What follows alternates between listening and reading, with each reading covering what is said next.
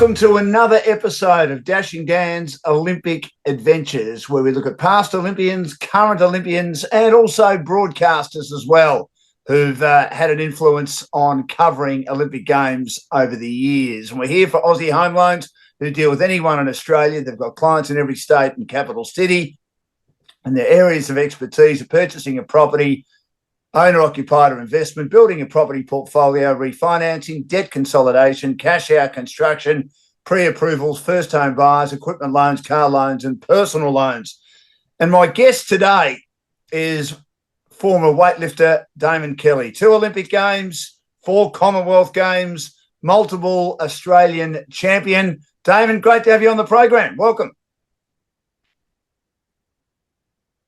Thanks, Dan. Great to be on. It was a great career, 2 Olympic Games, as I say, 4 Commonwealth Games. When you look back, how proud are you of what you achieved? No, very, very proud. You see a lot of athletes say you don't really notice it too much when you're doing it. It's more when you stop and can take a step back and take a breath, and you realise the achievements that you've done, and yeah, no, it feels really special, and to be a part of it all and done it all, and especially now I've got 3 young boys all growing up and getting into all various kind of stuff, and it's good to show them what I've done and give them some stories. Are they into the weightlifting? Just starting out. So oldest has done it for a couple of months now, and my middle boy is just coming down to the gym and doing some real basic stuff, and they're keen to get involved. Is it still a popular sport, do you think, in this country? I mean, we haven't had a lot of success at the Olympic Games. I mean, the European countries have dominated over the years. Russia have won the most gold medals. Australia have won 4 medals. But our record at Commonwealth Games is pretty good, isn't it? Yeah, so I think it's weightlifting, and I think it's getting more popular. It's just more, trying to get more towards the pointier end, which we're getting. Definitely a lot more people are aware of it and know of it, and a lot of people are now at least trying it through gym work and doing fitness and gym classes and stuff like that. So there's a lot more people aware of it and kind of having a go to a certain extent. But still, trying to get a few more people to do it more and achieve the grand gold is a step. But in terms of popularity of people knowing what it is, I think it's higher. But it is tricky. It's one of those sports that it's never going to be mass participation. So it's quite a technical sport and takes a bit to get going. So it's not like we can have one soccer ball and 20 kids to run around and they can learn it. Takes a lot of one-on-one coaching and time and learning the technique to start with to get going. So it is about definitely more people doing it, I think, when I was doing it, but it's a slow one. It's a sleeping giant, I should say. I was, as you know, the media advisor of the weightlifting team at the Commonwealth Games on the Gold Coast in 2018. How much do you think the success of the Australian team, and there's some wonderful performances, you did really well, finishing 4th. We saw Tia-Clair Toomey absolutely outstanding and winning a gold medal. It was one of the great nights. And we saw Debbie Atkinson do well, of course, in that controversial event, the women's super heavyweight, and a few other fine performances. How much does that help put the sport on the map in this country, that particular event? It did a lot, because, like with the home games, the fantastic thing about it is a lot of locals come and see it, and also even just the broadcast of it is in prime time, and you get a lot more eyes and ears on it. So yeah, I definitely had a lot of people stopping us in the street afterwards and saying they really enjoyed the weightlifting, or a lot of people that were at the venue at the time. I've seen years down the track saying how much they enjoyed it, and it was a really good setup there, really good venue, a few thousand people. Nice and intimate, and a really good atmosphere, and I still get people now saying they were down there and really enjoyed that week. So yeah, it's really exciting with Brisbane 2032 coming up to kind of have that opportunity again. It'd be nice if Australia could get more to qualify. I mean, my understanding is, and you might be able to help me out here, that with the home games, Australia automatically have representation in every sport, but it'd be nice to have a few, because that's been an issue, hasn't it? I know back in 2008, in your first Olympic Games, you were the only qualifier for Australia in the weightlifting, and you only got in, I think, with your last lift, which was a personal best. Yeah, so the qualifying's changed a lot in probably the last since I've qualified and went to the Olympics. So it used to be based on where you ranked as a country, and that would determine how many spots you would get to fill. Yeah, and then you would have obviously trials on who could fill those spots. So the last two Olympics now has kind of shifted to more of your individual ranking over a period of, I think, 2 years, 18 months prior to the games. And you have to compete in a series of events, and you get points and rankings and that kind of thing. So if you all end up being ranked best in Oceania, you get to go. So with Paris coming up, we've qualified 3 lifters, 2 female and a male, which is fantastic. And we had quite a few. We had a couple extra, but I think we have more in Tokyo. They tweaked it again since Tokyo, the qualifying. So it's still a bit of work in progress, but at least now it's kind of up to the individual to go and chase it. Which is still cutthroat. So we have like a lot of athletes going in the same weight class, going for the one spot as well. But I think the guys that have qualified this time will do really well in Paris, and then hopefully we just keep growing and try and chip away and keep qualifying as many as we can at the games. When you say do really well, produce a personal best and make the final? I think so. Yeah. So a couple. Kyle and Jackie are kind of, I guess, young in terms of the sport. Or they're all 24. Right. So kind of starting to get their straps, and Eileen's obviously a world standard, winning medals at international events. So hopefully they can all hit their straps and just do us proud. Champion Australian weightlifter Damon Kelly, 2 Olympic Games, 4 Commonwealth Games, including a gold medal, has joined me on Dashing Dan's Olympic Adventures for Aussie Home Loans, who have over 25 lenders around Australia. Damon, your first Olympic Games, as I say, was back in 2008. It was obviously at Beijing. What was the experience like? Was it everything you thought it would be and more? Yeah, it was just kind of surreal, So even the whole qualifying process was quite intense. So we had to actually, during the first half of the year, as a country, as a team, finish in the top 3 at Oceania. And the way the championship results ended, I had to win a gold medal at Oceanias to qualify 1 spot for the Olympics, and it was a battle between Ide and myself, and I got the gold, which was good, and that got us the 1 quota. And then it was 2 or 3 weeks later that we had our final trials, and we had about 6 or 7 of us going for the 1 spot out of 5 different weight classes. And it was just that competition, that trial was probably one of the most intense competition I've been in. It was down at the Hawthorn venue, and it was jam packed. It had the male and female qualifiers basically fighting out for the 1 spot, and it was lift for lift, and the pressure was on every lift. And I got the win that day, and pulled out a personal best to make the team. And just such relief after that, and it was sad and happy because my training partner Ben Turner, I had to beat him. We trained together for so long, and we had the 1 spot, and I had to beat him to get going. So sad to see him miss out, but happy to get the win and get to go to the Olympics in Beijing.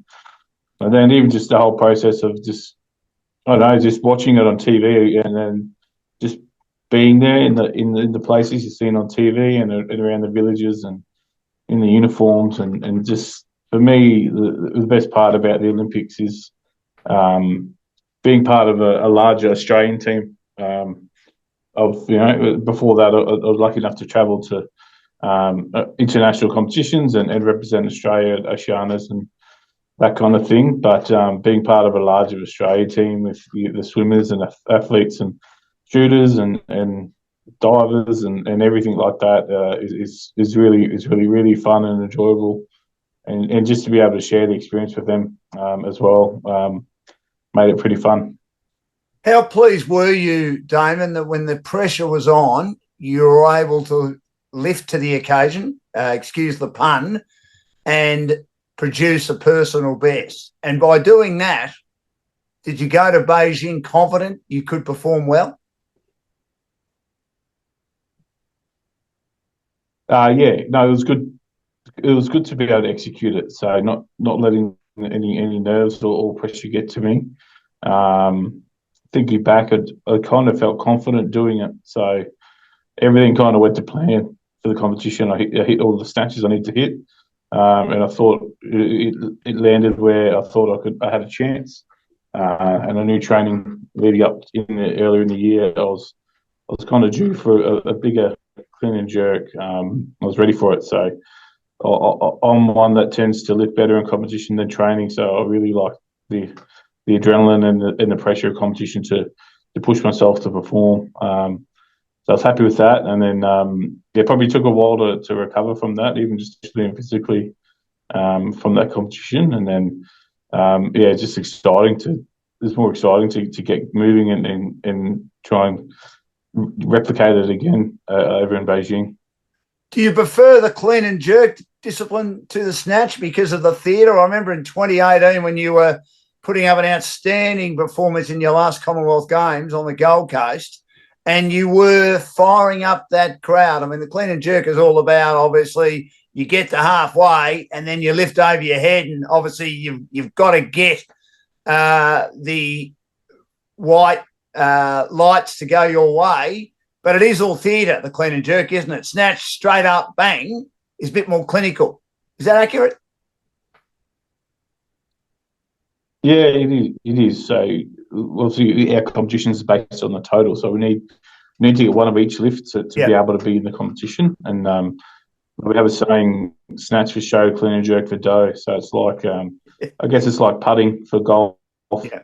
You know, you can have a big drive and everything, but you got to putt to win, and that's what you got to do. You got to clean and jerk to win in weightlifting. So I think that's probably why I enjoy the clean and jerk a bit more, just because you are lifting more weight, but also the pressure's on, and that's when the medals get decided. How much work, Damon, do you do? And I've asked a few of the athletes this question. I mean, Debbie Flintoff-King, I asked her about lunging at the line, helped to win a gold medal in Seoul in 1988. And you ask AFL footballers, no doubt rugby league players, close to an end of a game, how they would execute to get over the line. I mean, the golden point in rugby league and AFL to defend a lead or kick a goal in the last 30 seconds.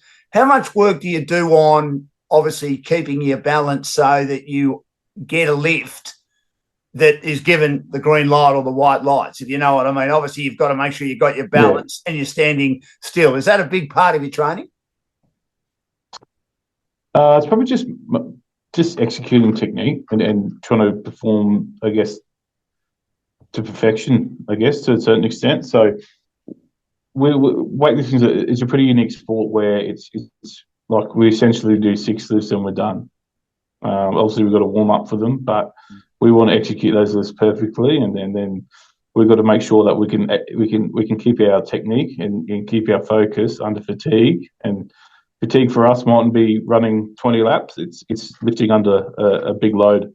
So that's our fatigue, and we've got to make sure that pretty much every training session we do, we are training under a different type of fatigue and making sure that we can still execute the technique and lift properly to be able to perform under pressure, so that when you got that last lift and you're tired and you're ready, and you know that you got the faith in all the reps and weeks you've done in training to be able to execute it the way you want. Damon Kelly is my guest on Dan Lonergan's or Dashing Dan's Olympic Adventures with Dan Lonergan. for Aussie home loan star Australian weightlifter, went to 2 Olympic Games in 2008 and 2012. Were you happy to finish 8th in 2008 in your first Olympic Games? And you're only 25 years old, so basically when it comes to that sport, you were still in the very early stages of your journey, weren't you? Yeah, I was definitely happy to finish there. Like, I was disappointed in the weights I lifted. I missed a couple of snatches I should have got, I felt. But still finished strong with a solid clean and jerk, and I think I got the highest position I could have got that day. So I was happy with that, and then being part of it as well, and realizing your names up in the books of all the legends used to idolize and watch. I'm very pleased to do it and be part of it and get my name in the history books, so to speak. Now, you played rugby union at school, and I believe one of your teammates was a very good rugby league player in Cooper Cronk. Did you always know that he was going to be a star in that sport? And why did you change from rugby union to weightlifting? Yeah, Cooper did okay for himself. Just okay. It was awesome to watch him. It was awesome to watch him progress. So, he was talented at school. Really dedicated and trained hard. And I think he made the Australian schoolboys for me when we were in Year 12. So, he was very talented back then with it. Definitely very dedicated. So. Really, really, really excited to watch him run through and progress and do what he's done, and still see him on TV nowadays talking footy. I guess I played rugby from a young age at school, from Year 5 to Year 12, and I managed to kind of do well. I made the first 15 and a couple of little rep teams in Year 12.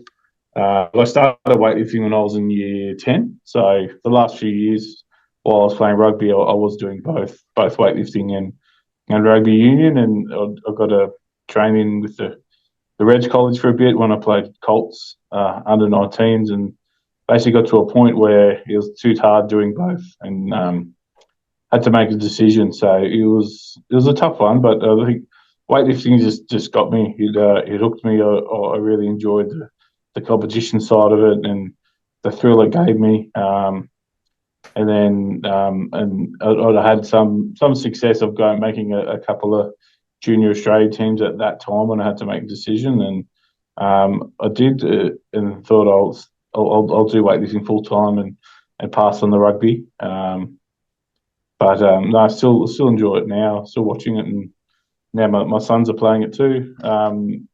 But yeah, that was. I think ultimately I just enjoyed the competition side. Enjoyed it, and then for rugby, I don't know. I felt I'm not sure. It was just it was a tough one. I think financially probably better if I stayed at rugby, but happy to get all the experience I've done so far in weightlifting and what I've seen and what I've experienced. Well, as we've said, you've had a great career. I mean, after 2008, you went to Delhi and won a gold medal in 2010 in the Com Games. You must have felt then that, wow, I've achieved a lot in the sport, that you, even though, of course, bigger competition in 2012, that again, using the word confidence, would have increased your confidence of performing well in London, knowing that you've got a gold medal under your belt. Yeah, no, Delhi was really great. Definitely after, so I won a silver medal in 2006, and that my first Commonwealth Games, I really just, I don't know, I was kind of surprised being there, and it didn't kind of just took it all in, and not really, like, I guess now then after that I go, hang on, I want to try and win a gold medal here, so definitely put to work, and then to execute it, and a really tight battle between myself and Italian over in Delhi. And so to come out with the win was, bloody awesome, and super proud to get that. And I think that was, giving me the confidence of knowing that, what we were doing was working, and I could keep going and keep pushing for the second Olympics in London. which I did, and then probably got injured in the lead up to London. So not ideally the weights I wanted to do, but got to execute the lifts on the day, and same thing. Yeah, good to be there, and wish we could have done more and finished higher, but I did the best I could on that day with the lead up and injuries I had. Well, it was 16th, which again is a pretty good effort. I mean, you've got to be happy with that. Always heavyweight, always super heavyweight, Damon? Yeah. So I was always a big kid. Mum and Dad used to have to take my birth certificate to rugby games. So I would have been when I started weightlifting, I was 14, and I was 123 kilos when I was 14. So that was before doing any weights whatsoever. So just big bones and big boy. And then obviously doing weightlifting. The super heavyweights is when I did it, it was over 105 kilos. So I was always destined to be a super heavyweight in weightlifting. Just on that, I mean, how hard was that on your body, carrying that sort of weight around, knowing that you had to carry that sort of weight around if you were to compete with the best in the world or the best in the Commonwealth, depending on the event? I never found it too hard because I never had to do extra to put on weight. So it was my natural kind of size and build. So by the time I got to I probably competed in my body weight around 140s, 140 kilos. So only an extra 20 kilos than when I was 14. And then they said I didn't have to eat extra or train extra or do anything to bulk up. That's just where I sat. That was my just my natural weight. So your mum and your wife didn't need a personal loan for your food bill, Damon? No. Dad was a butcher, so it helped. It certainly did. I mean, look, I remember watching in the 2018 Commonwealth Games. I suppose it was just a case of, and Australia were represented in every weight division, and we had a couple of the young girls who were of the lighter weight, and they had to obviously weigh their food, and they just couldn't wait for their event to end so they could actually eat normal foods for once instead of having to weigh their food so they only had a certain amount. I suppose you could just eat what you wanted to fuel your fire in a lot of ways, wasn't it? Yeah, so that's I guess the luxury of being a super heavyweight or being the right body weight for your category. So most often than not, in weightlifting or any body weight sports, most people will train 2 or 3 kilos above their weight class, and then as it gets closer to competition, diet and cut down. So I didn't have that option because there's no way I was dropping 45 kilos to make it into the next weight class. So it is a luxury to have, but then I have to put up with all the other lifters making weight and complaining about it in the weeks leading up to it. So it does have its downside. Do you think in a lot of ways with the super heavyweight, they're the most entertaining to watch because of the fact they're big guys and they can go out being big guys and they've got to lift these big weights and they really make the sport fun?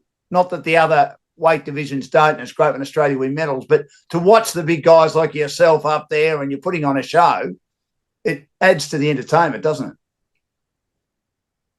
Yeah, I think so. I think it's just I guess it's where some of the biggest weights are lifted as well. So you're seeing the big weights get thrown about, and it's probably something you don't really see too many big guys competing at elite level. You're used to a lot of toned and fit athletes in the swimming, in the athletics, and a smaller size in other sports where.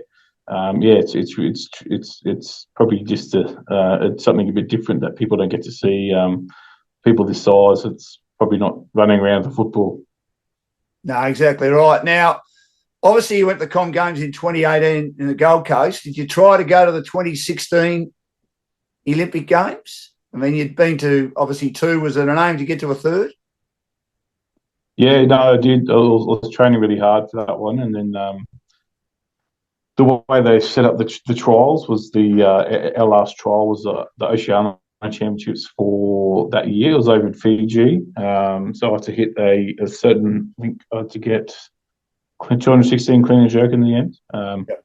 I missed it in my second attempt, and on the third attempt I got it, but unfortunately got 2 red to 1 white lights for the referees. So if I had one more white light, I would have been heading off to Rio. But unfortunately, I missed out on that one. So pretty devastated to get so close to being a 3-time Olympian. And just with the lift, it felt good, but got to trust the referees and they're doing their job. But it just felt like a good lift, and to get so close was pretty heartbreaking. You're a pretty laid back, gentle giant, Damon, but did you ask the question? What stopped them from giving you at least 2 white lights instead of just 1, which you needed? I mean, must have been line ball, because you see it and you think to yourself, gee, that's got to be a clean lift. They're balanced themselves sufficiently enough, and then it doesn't go their way. And then you see another one and think, oh, gee, they're a bit wobbly. That won't go through, and it does go through. So do you think at times the interpretation's a bit inconsistent, not just with your lift on that day, which cost you a spot in the team, but in general at times? It can be, yeah. So on that day, I didn't really ask the question because there's no point. I didn't want to find out. But yeah, you see it every now and then. So we do have a jury as well that can overturn decisions, but didn't happen that day. But even with the jury, you can see some good lifts get red lighted, and the other way, some bad lifts get given a good lift as well, and they can sometimes slip through the cracks. So it's probably it can happen, and I guess they have been trialing video replays and challenges in weightlifting over the last few years. So they're trialing that, but yeah, it probably slows down the competition a bit. Do you think, though, it would be better? I know it might slow down the competition, but I mean, we are heading that way with a lot of sports, aren't we? Trial by video, etc. Tennis, it works. Cricket, I reckon it works. AFL, they're still working on it. Rugby league at the bunker, I reckon's been a great success. So do you think we'll get down that track, not only with your sport, but with most sports? Yeah, I think so. Just be getting the right, especially, I guess for weightlifting, you'll be getting the right angles. And like in cricket, to stop the howler, that's probably the one that's you want. And there's always going to be line balls and decisions that are going to go to 50-50, even with replays and everything. So, and then everyone's got their own interpretation of the rules. But yeah, I think we'll probably head towards that way once they get even just probably better technology in terms of camera and definition, like the definition of the recordings, and how quickly they can get that back. So weightlifting's only the big stuff gets broadcast quality cameras and that kind of thing. So most of the competitions are probably run still pretty low tech. Dashing Gans Olympic Adventures has Damon Kelly, dual Australian Olympic weightlifter, 4-time Commonwealth Games weightlifter, and won a gold medal. He also won a silver and a bronze, but won a gold medal at the New Delhi Commonwealth Games, and also won medals at Commonwealth Games in Glasgow and also Commonwealth Games in Melbourne. And his last event, he finished 4th in 2018 in the Commonwealth Games on the Gold Coast. When you missed out, Damon, and just missed out in 2016, were you considering giving the sport away, or you knew that the Gold Coast was coming, you were determined that you weren't going to finish like this? No, I knew the Gold Coast was coming, so that was a massive carrot. I think no matter what happened in Glasgow, maybe if I won the gold, I don't know, I might have retired, but I think whatever happened, I knew the home games was coming up, and I just remember the experience from Melbourne and how enjoyable that was, and then especially being the Gold Coast and being based in Brisbane, just down the road, so a lot of family and friends could make it along and support me and then just enjoy the game. So that gave me a lot of motivation to keep going and let them experience as well as me. How long did it take you to get over the disappointment of missing out narrowly on the games in 2016 in Rio, which, of course, is a special place, spectacular place, a party place. It would have been a great experience to go to, no doubt. Yeah, it was, and then because Tia made the team for the women's on Rio, so we trained together for a bit, and we had the same coach, so that would have been a really good experience to share with her and our coach. I can't remember now. I think it was just, I was pretty upset for a while, but I got back into it relatively quickly just to keep moving and keep doing it. So with weightlifting, either you use it or lose it. So I didn't want to have too long of a break and make it even harder to get back into it. I probably took it a bit easier in terms of training for a while, just to tick over. But I knew with the Gold Coast in a couple of years' time, not even really about a year and a half after all the trialling and everything, and with the games, the Gold Coast being early, it was at the end of 2017 that the trials would have been on, so it really wasn't a huge amount of time between the two in terms of weightlifting. When we program in 3 or 4 month blocks, there wasn't too many to get back into to training. What were the London Games like compared to Beijing? Of course, as I say, your second Olympic Games. I was lucky enough to be there. I thought it was a fabulous experience. Beijing's a big city, but London's just one of the great world cities, isn't it? I mean, I thought they did a great job the way they held them. Yeah, I really enjoyed London.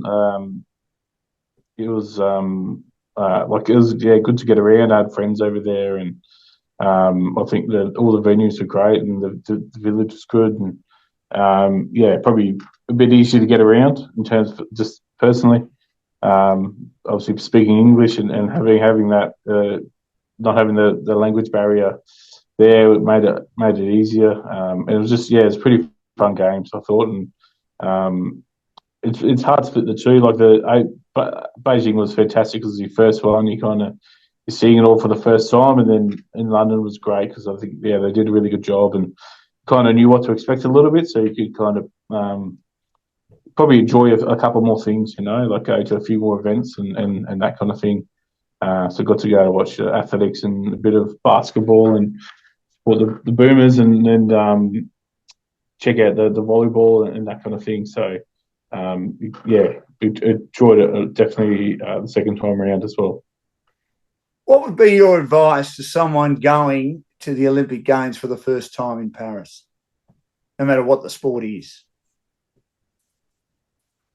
Just like I said, enjoy it. Like don't try and don't get too overwhelmed by it being the Olympics. You still got to do what you got to do, just in a different place. So not getting too nervous, and which is easy to say, but and just enjoy and soak it up. Like get used to your uniform, get used to your teammates, try and relax and talk to other athletes from other countries or other coaches or other people from the Australian team. Enjoy the headquarters, enjoy the breakout spaces, and just get into your routine of and still train really hard and focus for your competition, and just treat it like any other competition and do your best. This is Dashing Dan's Olympic Adventures. Damon Kelly, dual Australian Olympic weightlifter, is my guest. Great to have him with us. And we're here for Aussie Home Loans. Their areas of expertise include purchasing a property, owner-occupied or investment, building a property portfolio, refinancing, debt consolidation, cash out, construction, also pre-approvals, first home buyers, equipment loans, car loans and personal loans, and they've got over 25 lenders. Now, you spoke about the experience of meeting athletes from other sports. Did you bond with specific athletes or specific sports, or just everyone in general? Pretty much everyone in general. But yeah, you probably because weightlifting is only small. We only have two of us and a coach, so we get put around with other sports. So I remember I was rooming with the shooting team in L8, and they were really, really friendly guys and girls, and made you feel welcome. And then I think in London was a boxing team, so it's good to get to know a few of those guys, and yeah, and I think Jeff Horn was in the room in our apartment, so it was good to see him go well with that Olympics and post Olympic career as well. But yeah, pretty much anyone. I just it's just I found it great to just talk to the people how they're going, what they do, and see what they do for training and that kind of thing, and just get a bit of info on their sports, and because you can kind of get caught up in everything about yourself and what you do, and kind of almost overanalyze things. So it's good to hear what other people do and prepare, and how they like their venues, or if there's fast track, fast pool, courts are good, or whatever. So it's good just to have something different to think about and focus on than your upcoming comp or your training. So I take it was a holistic team approach and team environment with everyone included, which is fantastic, isn't it? And that's the Australian way. I mean, when they were struggling to win gold medals and fighting, or again, for want of a better expression, lifting out of their weight division, I think that togetherness helped, didn't it? And as they've got better, that togetherness has continued. Yeah, I've seen over the last probably few Olympics now, like just getting, I see like a lot of the sports are getting more recognition. I know you can get caught up with the ones that win the medals all the time, but I see like all the announcements and the coverage, and everyone gets their kind of they're a bit of limelight and everything, and they're doing a really good job in terms of making everyone feel part of the team, which is good because you might bump into them. I know the village can be pretty busy and crazy, but it's good to just say, yeah, if you've got a green and gold shirt on, you know that you can go up and have a chat to them and or say hello. It's fantastic. Now, your home city has got the games, Brisbane, in 2032. How do you reckon they'll go? And do you think they need a brand new stadium? Or, I mean, there's been a lot of chat about this, or does the Gabba need to be reconstructed, or does both need to happen? Oh, I think Brisbane will do well. Definitely been a lot of development over the last few years, and more coming up over the next few years. And it's a really, really, really nice city. We'll be getting lots to do, and new Cross River Rail and everything like that. So I personally think that we do need a new stadium. I think the Gabba would have been good, but I think just the restraints on the site is too much. It is surrounded by three of the busiest roads in Brisbane. Yeah. And it's already overhanging. So I think in terms, you want to build something that you can have, modern facilities in. And that's probably where the Gabba struggles at the moment. Like, it's a good viewing stadium. I love going and watching the Aussie Rules of cricket there. Not a bad seat in the house, but the mod cons and food and drink and all that kind of stuff could be better. So I think if they can potentially build a stadium elsewhere that's still connected with Cross River Rail or public transport network, or relatively close to the city, so you can kind of have almost a connection between a bunch of venues, and then almost they could redevelop the Gabba into something like a large indoor arena, like the O2 or something they have in London, because you have all the Cross River Rail there and everything, and that's probably something Brisbane's lacking. They've got the entertainment centre at Boondall, but that's a fair way out of the city, so maybe the Gabba could be redeveloped into something like that, as opposed to an athletic stadium, and they could build a new oval stadium somewhere at Hamilton or something like that. That would be close to the new Olympic Village. So if you were to build a new stadium, and as you say, some new facilities, I mean, we saw with London where you had the athletics track at one end, you had all the IBC, International Broadcast Centre, in the middle, and then you had all the other venues as you made your way down the path at the Olympic Centre, which is a little way out of London, of course. But it seemed to work, didn't it, Damon? It was just easy to get to, easy access. You had basketball down the bottom, hockey down the bottom, and then you'd make your way back up to the athletics track once you'd seen everything. And that's sort of what you need, something like that. Yeah, something, a good cluster of at least a few together. So and that's something London did really well, was the temporary venues. I watched a basketball from a venue that it didn't exist 10 days later. So it can be done, the temporary venues. And I think it'd be good to have. I think we need a new, bigger stadium. By the time Brisbane's going to have a bigger population in 10 years' time as well. So it can be done, and then I think So I know they've got venues slated. I know the Chandler's getting indoor centre. Moreton Bay's getting indoor.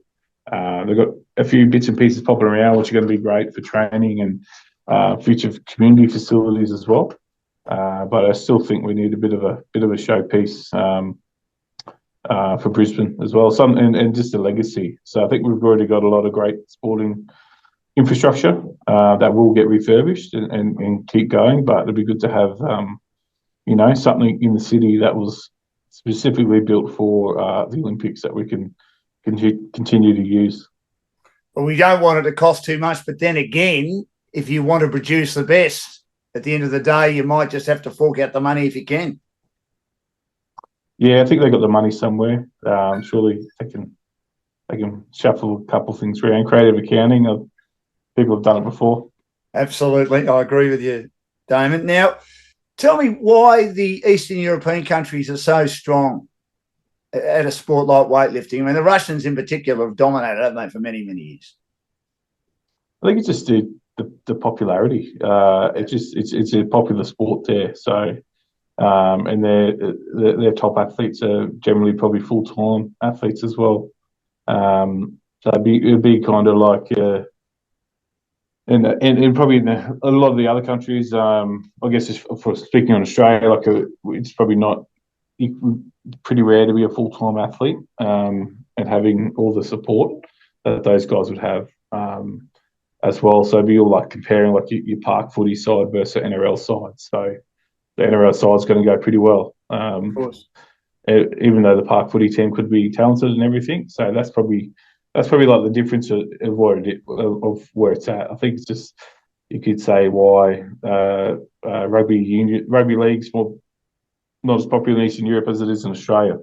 So it just comes down to more people doing it, better infrastructure, more coaches, better coaches doing it. You're finding the top talent is doing your sport, as opposed to weightlifting people. Well, I stumbled into it as a sport, and it's probably it's on the list of sports that kids want to do, as opposed to finding it in Australia. You probably find it a bit later and later in life, or a bit older and not as popular. So I think that's pretty much what it comes down to, and just getting the right people in the right sport. Would you like to coach, or are you doing some coaching nowadays? And if so, do you see that as something you'd like to do more of in the future, considering what a great career you had? Yeah, I coached over the years. So I was coaching while I was still lifting at a gym, and then as my family started to grow, I need to get a real job. So we got back into construction in estimating, and then a bit longer, and then it was getting too hard to juggle. So I coached Matty Lidderman he competed for Australia in Tokyo. I coached him to there, and then just getting just too time poor at the moment. So still heavily involved with my club, Cougars Weightlifting Club. Vice president there, and helping them out as much as I can.